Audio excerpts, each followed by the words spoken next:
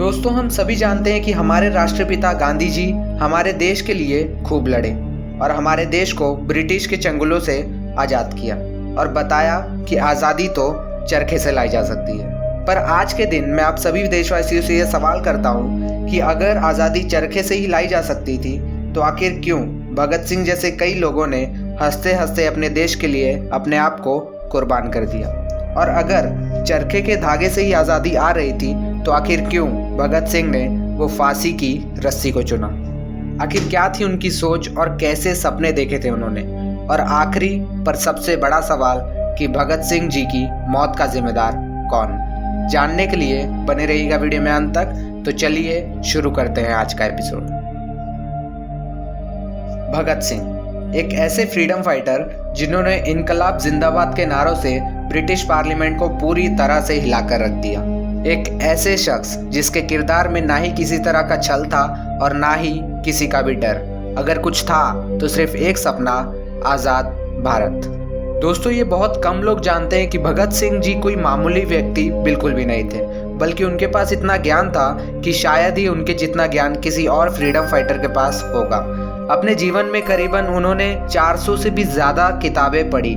सिर्फ यही नहीं बल्कि अपनी लेखिकता से भी पूरी दुनिया में मशहूर थे। उनके काफ़ी सारे आर्टिकल्स ऐसे थे जो लोगों के दिल में जोश और जज्बा भर दिया करते थे।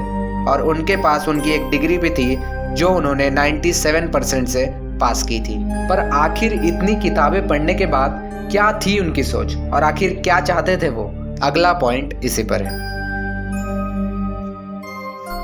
भगत सिंह का मानना था कि किसी भी देश को किसी पर भी राज करने का कोई हक बिल्कुल नहीं है और ना ही वो किसी धर्म या फिर जाति में विश्वास रखते थे। उनका मानना था कि अगर हमारे देश को जात पात से दूर करना है तो लोगों को समझाना होगा कि जात पात पर ध्यान देने से अच्छा लोगों को अपनी फाइनेंशियल कंडीशन पर ध्यान देना चाहिए, जिससे हमारा देश भी ताकतवर बन सके। वो कहते थे कि सरकार ब्रिटिश की हो या फिर इंडियन लीडर की, उन्हें किसान पर ध्यान तो जरूर देना चाहिए और इन दोनों में से किसी की भी सरकार हो, तानाशाही किसी की भी सही नहीं जाएगी। लोगों को जागरूक कर उन्हें ब्रिटिश गवर्नमेंट के लिए मुसीबत बनाना भगत सिंह जी अच्छी तरह जानते थे। पर उनका मानना ऐसा बिल्कुल नहीं था कि किसी की जान लेकर ही आज़ादी पाई जा सकती है। और आपको ये सुनकर हैरानी होगी कि जो बम उन्होंने पार्लियामेंट में फेंका था वो असल में खाली कुर्सियों पर फेंका गया था और उस बम से किसी की भी मौत नहीं हुई। पर जब कोई मरा ही नहीं तो आखिरकार भगत सिंह जी को फांसी की सजा क्यों मिली?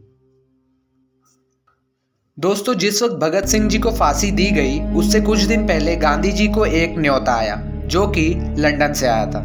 पर गांधी जी ने ब्रिटिश सरकार के सामने एक शर्त रखी कि वो लंदन सिर्फ तभी जाएंगे जब ब्रिटिश सरकार सारे राजनीतिक आरोपियों को छोड़ देगी। और ब्रिटिश सरकार ने भी ये शर्त मान ली।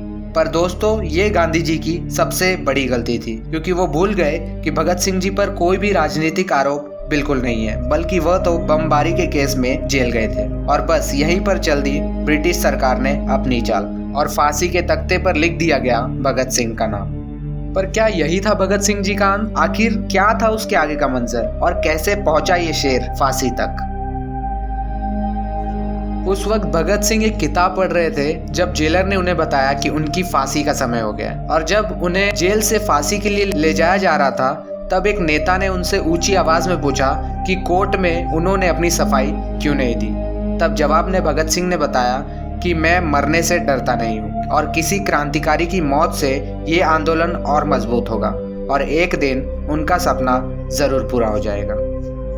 भगत सिंह जी ने फांसी पर चढ़ने से पहले इतनी जोर से इनकलाब जिंदाबाद का नारा लगाया जैसे मानो कोई शेर दौड़ रहा हो। और जब उनकी आवाज पूरी जेल में गूंजी तो सभी कैदियों ने मिलकर नारे लगाना शुरू कर दिया और इसी तरह उस रस्सी पर लटक कर शहीद हो गए। अब दोस्तों, मैं ये आप पर छोड़ता हूँ कि आज़ादी चरखे से आई या फिर इनकलाब जिंदाबाद के नारों से। भगत सिंह जी की मौत का जिम्मेदार गांधी जी थे या फिर ब्रिटिश की सरकार? पर मिस्ट्री विला भगत सिंह जैसे तमाम शूरवीरों को सलाम करता है। इस वीडियो को छोड़कर जाने से पहले नीचे दिए हुए सब्सक्राइब के बटन पर क्लिक करना मत भूलिएगा, क्योंकि हम आपके लिए ऐसी वीडियोस लगातार लाते रहते हैं। तो मिलते हैं अगले एपिसोड में।